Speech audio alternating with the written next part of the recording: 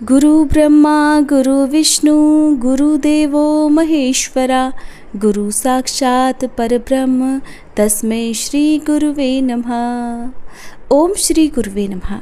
आज गुरुवार यानी बृहस्पतिवार के दिन सुनिए बृहस्पति देवता की संपूर्ण कथा। उससे पहले जानिए देव गुरु बृहस्पति के बारे में। ऋग्वेद के अनुसार प्राचीन समय में महर्षि अंगिरा नाम के एक महान ऋषि हुआ करते थे। इन्होंने अपने तपोबल से कई सिद्धियां प्राप्त की थी। महर्षि अंगिरा के ज्ञान की प्रसिद्धि बहुत दूर दूर तक फैली हुई थी, लेकिन इतना ज्ञान और तपोबल होने के बाद भी महर्षि अंगिरा बहुत ही चिंतित रहते थे, क्योंकि उनकी कोई संतान नहीं थी। इस कारण से उनकी पत्नी स्मृति भी बहुत विचलित रहती थी। कोई मार्ग न सूझते देखकर महर्षि अंगिरा की पत्नी ने ब्रह्मदेव की अखंड तपस्या की। इतनी घोर तपस्या से प्रसन्न होकर ब्रह्मदेव ने महर्षि अंगिरा और उनकी पत्नी को दर्शन देकर पुत्र प्राप्ति का आशीर्वाद दिया। ब्रह्मदेव ने दोनों दंपत्ति को पुत्र प्राप्ति के लिए कठिन व्रत बताया। ब्रह्मदेव ने कहा कि अगर वे पूरी आस्था और नियमों के साथ पुंसवन व्रत का संकल्प लेते हैं तो उन्हें एक ओजस्वी पुत्र की प्राप्ति होगी। फिर महर्षि अंगिरा और उनकी पत्नी ने ऐसा ही किया और कुछ समय के बाद दोनों को एक ओजस्वी पुत्र की प्राप्ति हुई। महर्षि अंगिरा के पुत्र होने के कारण इस बालक का नाम अंगिरा नंदन रखा गया, जो बाद में जाकर बृहस्पति नाम से प्रसिद्ध हुए। अपने पिता की तरह ही अंगिरा नंदन भी बहुत ही ज्ञानी थे। वे भगवान शिव के भक्त थे। उन्होंने एक शिवलिंग निर्मित किया और इस शिवलिंग की घोर तपस्या की। तपस्या से प्रसन्न होकर भगवान शिव ने अंगिरा नंदन को दर्शन दिए। तब भगवान शिव ने अंगिरा नंदन से कहा कि पुत्र, तुमने मेरा बहुत ही वृहत तप किया है, इसलिए अब से तुम बृहस्पति के नाम से जाने जाओगे। तुम धर्म और नीति के महान ज्ञाता हो, इसलिए अपने ज्ञान से देवताओं का मार्गदर्शन करो। इस प्रकार देवों के देव महादेव ने बृहस्पति को देवगुरु की उपाधि दी और नवग्रह मंडल में भी स्थान दिया। देवगुरु बृहस्पति को देवताओं का गुरु माना गया है, जो कि किसी भी व्यक्ति को ज्ञान और सौभाग्य का वरदान देते हैं। मान्यता है कि अगर किसी व्यक्ति पर देवगुरु बृहस्पति की कृपा हो जाए तो उसे जीवन में फिर किसी चीज की कोई कमी नहीं रहती। अब सुनिए बृहस्पति देवता की कथा। पौराणिक कथा के अनुसार प्राचीन समय की बात है। एक बड़ा प्रतापी और दानी राजा था। वह प्रत्येक गुरुवार को व्रत रखता और पूजा किया करता।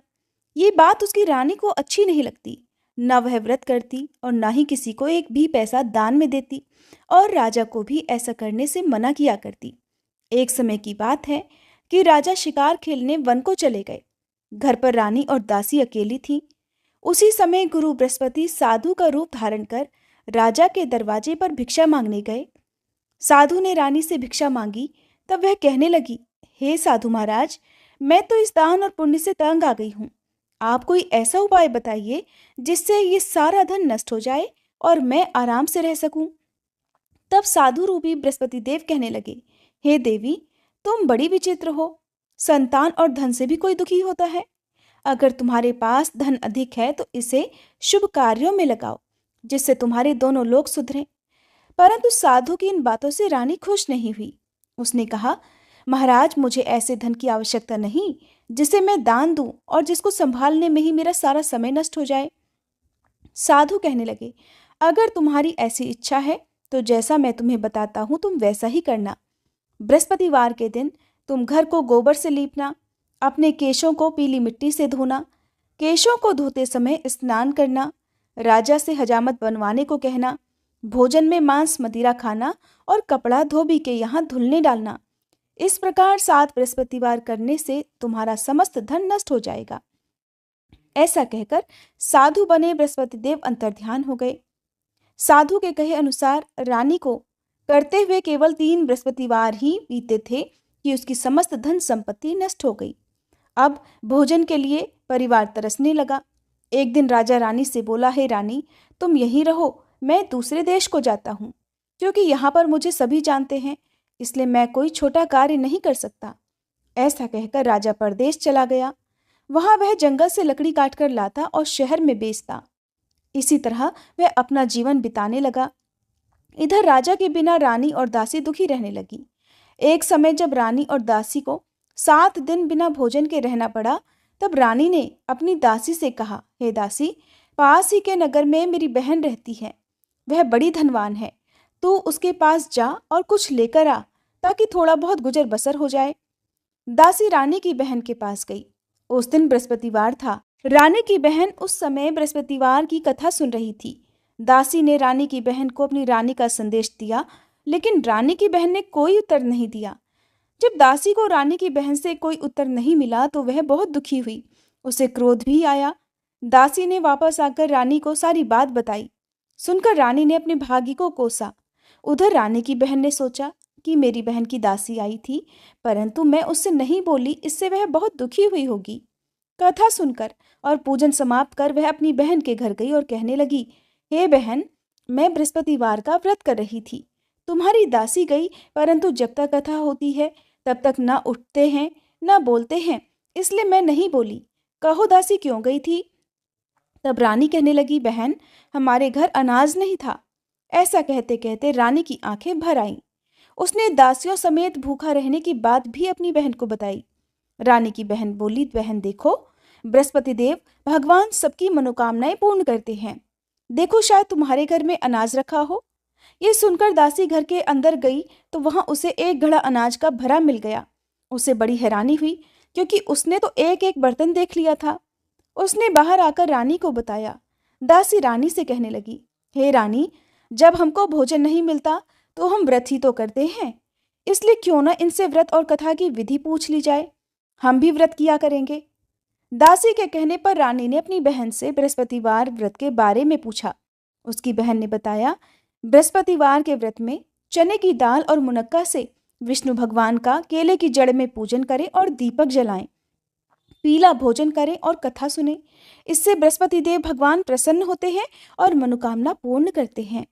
व्रत और पूजन की विधि बताकर रानी की बहन अपने घर लौट आई। रानी और दासी दोनों ने निश्चय किया कि बृहस्पति देव भगवान का पूजन जरूर करेंगे। 7 रोज बाद जब बृहस्पतिवार आया तब उन्होंने व्रत रखा। घुड़साल में जाकर चना और गुड़ बीन लाई और उसकी दाल से केले की जड़ तथा विष्णु भगवान का पूजन किया। अब पीला भोजन कहाँ से आए? दोनों बड़ी दुखी हुई, परंतु उन्होंने व्रत किया था, इसलिए बृहस्पति देव भगवान प्रसन्न थे। एक साधारण व्यक्ति के रूप में वे 2 थालों में सुंदर पीला भोजन लेकर आए और दासी को देकर बोले, हे दासी, ये भोजन तुम्हारे और तुम्हारी रानी के लिए है, इसे तुम दोनों ग्रहण करना। दासी भोजन पाकर बहुत प्रसन्न हुई। उसने रानी को सारी बात बताई। उसके बाद से वे प्रत्येक बृहस्पतिवार को गुरु भगवान का व्रत और पूजन करने लगी। बृहस्पति भगवान की कृपा से उनके पास धन हो गया, परंतु रानी फिर पहले की तरह आलस करने लगी। तब दासी बोली, देखो रानी, तुम पहले भी इसी प्रकार आलस करती थी। तुम्हें धन रखने में कष्ट होता था, इसी कारण सभी धन नष्ट हो गया। अब बृहस्पति देव भगवान की कृपा से धन मिला है तो तुम्हें फिर आलस होता है। बड़ी मुसीबतों के बाद हमने ये धन पाया है, इसलिए हमें अब दान पुण्य करना चाहिए। अब तुम भूखे मनुष्यों को भोजन कराओ, प्याऊ लगवाओ, ब्राह्मणों को दान दो, कुआं, तालाब, बावड़ी आदि का निर्माण कराओ, मंदिर पाठशाला बनवाकर ज्ञान दान दो, कुंवारी कन्याओं का विवाह करवाओ, अर्थात धन को शुभ कार्यों में खर्च करो, जिससे तुम्हारे कुल का यश बढ़े तथा स्वर्ग प्राप्त हो और पितर प्रसन्न हो। तब दासी की बात मानकर रानी शुभ कर्म करने लगी, जिससे उसका यश फैलने लगा। एक दिन रानी और दासी आपस में विचार करने लगी कि न जाने राजा किस दशा में होंगे। उनकी कोई खोज खबर भी नहीं है। उन्होंने श्रद्धापूर्वक बृहस्पति भगवान से प्रार्थना की कि राजा जहां कहीं भी हो शीघ्र वापस आ जाएं। उधर राजा परदेश में बहुत दुखी रहने लगा। वह प्रतिदिन जंगल से लकड़ी बीनकर लाता और उसे शहर में बेचकर अपने दुखी जीवन को बड़ी कठिनाई से बिता रहा था। एक दिन दुखी होकर अपनी पुरानी बातों को याद करके वह रोने लगा और उदास हो गया। उसी समय राजा के पास बृहस्पति देव साधु के वेश में आकर बोले, हे लकड़हारे, तुम इस सुनसान जंगल में किस चिंता में बैठे हो, मुझे बताओ। यह सुनकर राजा की आंखों में आंसू भर आए। साधु को प्रणाम करके राजा ने अपनी पूरी कहानी सुना दी। महात्मा दयालु होते हैं। वे राजा से बोले, हे राजा, तुम्हारी पत्नी ने बृहस्पति देव के प्रति अपराध किया था, जिसके कारण तुम्हारी ये दशा हुई। अब तुम चिंता मत करो, भगवान तुम्हें पहले से अधिक धन देंगे। देखो, तुम्हारी पत्नी ने बृहस्पतिवार का व्रत प्रारंभ कर दिया है। अब तुम भी बृहस्पतिवार का व्रत करके चने की दाल और गुड़ जल के लोटे में डालकर केले का पूजन करो, फिर कथा कहो या सुनो। भगवान तुम्हारी सभी कामनाओं को पूर्ण करेंगे। साधु की बात सुनकर राजा बोला, हे प्रभु, लकड़ी बेचकर तो इतना पैसा भी नहीं मिलता जिससे भोजन के बाद में कुछ बचा सकूं। और मैंने रात में अपनी रानी को व्याकुल देखा है। मेरे पास कोई साधन नहीं जिससे उसका समाचार जान सकूं। फिर मैं कौन सी कहानी कहूं, ये भी मुझको नहीं पता। साधु महाराज कहने लगे, हे राजा, मन में बृहस्पति भगवान के पूजन व्रत का निश्चय करो, वे स्वयं तुम्हारे लिए कोई राह बना देंगे। बृहस्पतिवार के दिन तुम रोजाना की तरह लकड़ियां लेकर शहर में जाना। तुम्हें रोज से 2 गुना धन मिलेगा, जिससे तुम भली भांति भोजन कर लोगे और बृहस्पति देव की पूजा का सामान भी आ जाएगा। जो तुमने बृहस्पतिवार की कहानी के बारे में पूछा है वह इस प्रकार है। प्राचीन काल में एक बहुत ही निर्धन ब्राह्मण था। उसके कोई संतान नहीं थी। वह नित्य पूजा पाठ करता, लेकिन उसकी स्त्री ना तो स्नान करती ना किसी देवता का पूजन करती। इस कारण ब्राह्मण देवता बहुत दुखी रहते थे। फिर भगवान की कृपा से ब्राह्मण के यहाँ एक कन्या उत्पन्न हुई। वह कन्या बड़ी होने लगी। प्रातःकाल स्नान करके वह भगवान विष्णु का जप करती, बृहस्पतिवार का व्रत भी करने लगी। पूजा पाठ समाप्त कर पाठशाला जाती तो वह अपनी मुट्ठी में जौ भर के ले जाती और पाठशाला के मार्ग में डालती जाती। लौटते समय वही जौ स्वर्ण के हो जाते तो उनको बीनकर घर ले आती। एक दिन वह बालिका सूप में उन सोने के जौ को फटक कर साफ कर रही थी कि तभी उसकी माँ ने देख लिया और कहने लगी, हे बेटी, सोने के जौ को फटकने के लिए तो सोने का सूप भी होना चाहिए। दूसरे दिन गुरुवार था। कन्या ने व्रत रखा और बृहस्पति देव से सोने का सूप देने की प्रार्थना की। बृहस्पति देव ने उसकी प्रार्थना स्वीकार कर ली। रोजाना की तरह वह कन्या जौ फैलाती हुई पाठशाला चली गई। पाठशाला से लौटकर जब वह जौ बीन रही थी तब बृहस्पति देव की कृपा से उसे सोने का सूप भी मिल गया। उसे वह घर ले आई और उससे जौ साफ करने लगी, परंतु उसकी माँ का वही ढंग रहा। एक दिन की बात है, वह कन्या सोने के सूप में जौ साफ कर रही थी। उसी समय उस नगर का राजकुमार वहां से निकला। कन्या के रूप और कार्य को देखकर वह उस पर मोहित हो गया।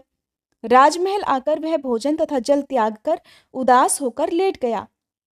राजा को जब राजकुमार द्वारा अन्न जल त्यागने का समाचार ज्ञात हुआ तब वह अपने मंत्रियों के साथ अपने पुत्र के पास गया और कारण पूछा। राजकुमार ने राजा को उस लड़की के घर का पता भी बता दिया। मंत्री उस लड़की के घर गया। मंत्री ने ब्राह्मण के समक्ष राजा की ओर से निवेदन किया और कुछ ही समय बाद ब्राह्मण की कन्या का विवाह राजकुमार के साथ संपन्न हो गया।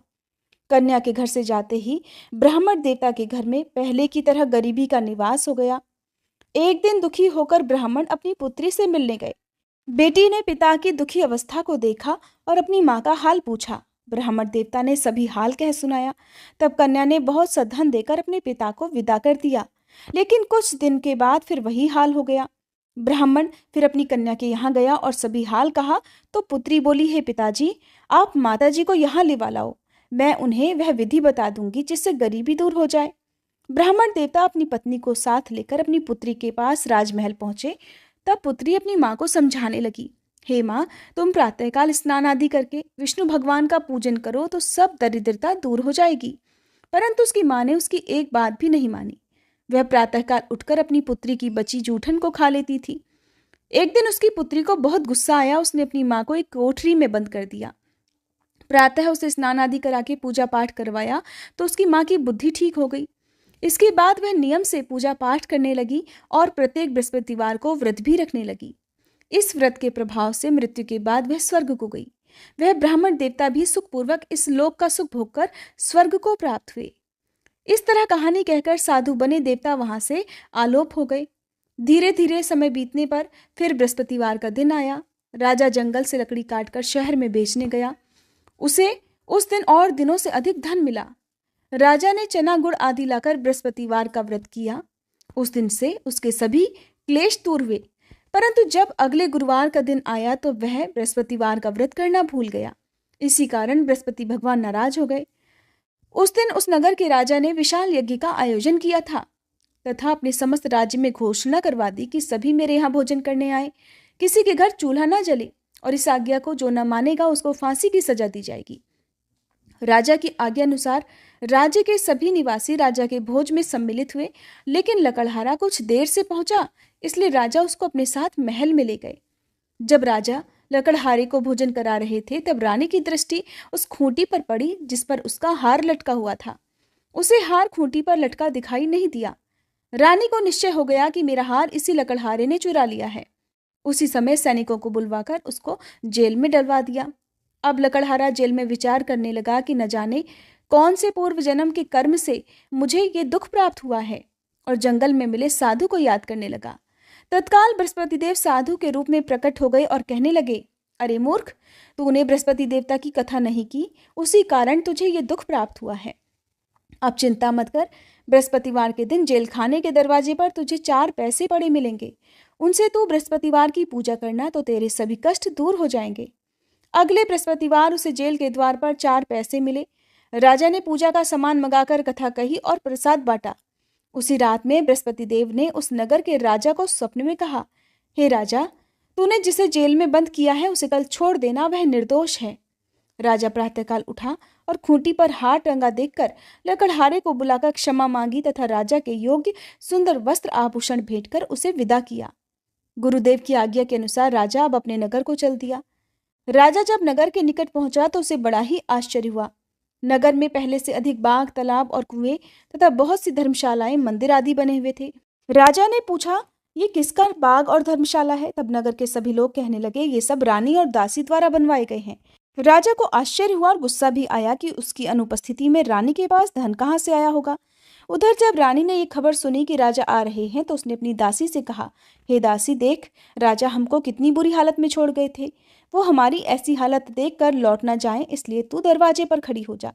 रानी की आज्ञा अनुसार दासी दरवाजे पर खड़ी हो गई और जब राजा आए तो उन्हें अपने साथ महल में लिवा लाई। तब राजा ने क्रोध करके अपनी तलवार निकाली और पूछने लगा, बताओ, ये धन तुम्हें कैसे प्राप्त हुआ? तब रानी ने सारी कथा कह सुनाई। राजा ने निश्चय किया कि मैं रोजाना दिन में 3 बार कहानी कहा करूंगा और रोज ही व्रत किया करूंगा। अब हर समय राजा के दुपट्टे में चने की दाल बंधी रहती तथा दिन में 3 बार कथा कहता। एक रोज राजा ने विचार किया कि चलो अपनी बहन के यहाँ हो आए। इस तरह निश्चय करके वह राजा घोड़े पर सवार होकर अपनी बहन के यहाँ चल दिया। मार्ग में उसने देखा कि कुछ आदमी एक मुर्दे को लिए जा रहे हैं। उन्हें रोककर राजा कहने लगा, अरे भाइयों, मेरी बृहस्पतिवार की कथा सुन लो। वे बोले, लो, हमारा तो आदमी मर गया है, इसको अपनी कथा की पड़ी है। परंतु कुछ आदमी बोले, अच्छा कहो, हम तुम्हारी कथा भी सुनेंगे। राजा ने दाल निकाली और अपनी कथा कहनी शुरू कर दी। जब कथा आधी हुई तो मुर्दा हिलने लगा। जब कथा समाप्त हुई तो राम राम करके वह मनुष्य खड़ा हो गया। राजा आगे बढ़ा। उसे चलते चलते शाम हो गई। आगे मार्ग में उसे एक किसान खेत में हल चलाता मिला। राजा ने उससे भी कथा सुनने का आग्रह किया, लेकिन वह नहीं माना। राजा आगे चल पड़ा। राजा के हटते ही बैल पछाड़ खाकर गिर गए और किसान के पेट में बहुत जोर से दर्द होने लगा। उसी समय किसान की माँ रोटी लेकर आई। उसने जब देखा तो अपने पुत्र से सब हाल पूछा। बेटे ने सभी हाल बता दिया। बुढ़िया दौड़ी दौड़ी उस घुड़सवार के पास पहुंची और उससे बोली, मैं तेरी कथा सुनूंगी, तू अपनी कथा मेरे खेत पर ही चलकर कहना। तब राजा ने लौटकर बुढ़िया के खेत पर जाकर कथा कही, जिसके सुनते ही बैल खड़े हो गए तथा किसान के पेट का दर्द भी बंद हो गया। अब राजा अपनी बहन के घर पहुंच गया। बहन ने भाई की खूब मेहमानी की। दूसरे रोज प्रातःकाल राजा जगा तो वह देखने लगा कि सब लोग भोजन कर रहे हैं। राजा ने अपनी बहन से पूछा कि ऐसा कोई मनुष्य है जिसने भोजन ना किया हो, जो मेरी बृहस्पतिवार की कथा सुन ले। तब बहन बोली, हे भैया, ये देश ऐसा ही है। यहाँ लोग पहले भोजन करते हैं, बाद में कोई अन्य काम करते हैं। फिर वह एक कुम्हार के घर गई जिसका लड़का बीमार था। उसे मालूम हुआ कि उसके यहाँ 3 दिन से किसी ने भोजन नहीं किया है। रानी ने अपने भाई की कथा सुनने के लिए कुम्हार से कहा, तब वह तैयार हो गया। राजा ने जाकर बृहस्पतिवार की कथा कही, जिसको सुनकर उसका लड़का ठीक हो गया। अब तो राजा की प्रशंसा होने लगी। एक दिन राजा ने अपनी बहन से कहा, बहन, अब मैं अपने घर जाऊंगा, तुम भी तैयार हो जाओ। राजा की बहन ने अपनी सास से अपने भाई के साथ जाने की आज्ञा मांगी। सास बोली, हाँ चली जा, मगर अपने लड़के को मत लेकर जाना, क्योंकि तेरे भाई की कोई संतान नहीं होती है। बहन ने अपने भाई से कहा, हे भैया, मैं तो चलूंगी, मगर कोई बालक नहीं जाएगा। तब राजा कहने लगा कि जब बालक ही नहीं जाएंगे तब तुम भी चलकर क्या करोगी? और अपनी बहन को भी छोड़कर दुखी मन से राजा अपने नगर को लौट आया। राजा ने अपनी रानी से सारी कथा बताई और बिना भोजन किए वह शैया पर लेट गया। रानी बोली, हे प्रभु, बृहस्पति देव ने हमें सब कुछ दिया है, वे हमें संतान भी अवश्य देंगे। उसी रात बृहस्पति देव ने राजा को स्वप्न में कहा, हे राजा, उठ, सभी सोच त्याग दे, तेरी रानी गर्भ से है। राजा को ये जानकर बड़ी खुशी हुई।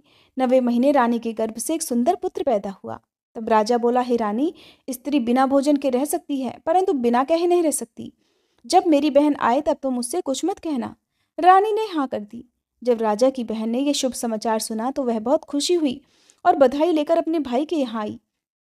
रानी ने तब उसे आने का उलाहना दिया। जब भाई अपने साथ ला रहे थे तब तो टाल गई, उनके साथ नहीं आई और आज अपने आप ही भागी भागी बिना बुलाए आ गई। तब राजा की बहन बोली, भाई, मैं इस प्रकार न कहती तो तुम्हारे घर औलाद कैसे होती।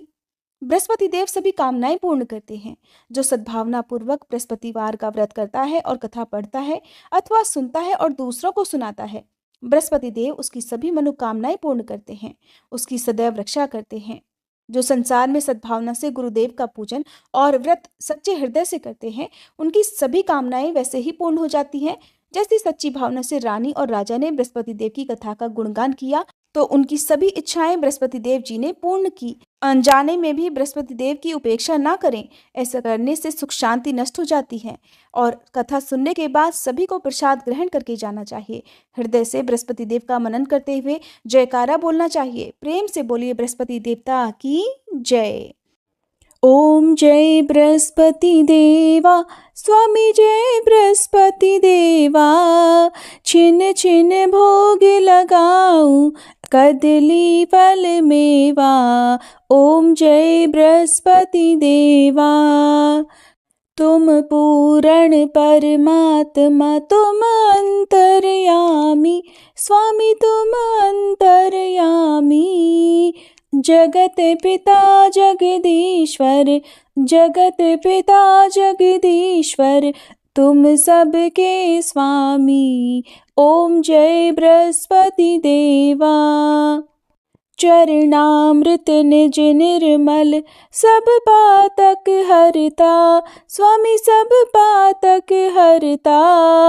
सकल मनोरथ दायक, सकल मनोरथ दायक, कृपा करो भरता।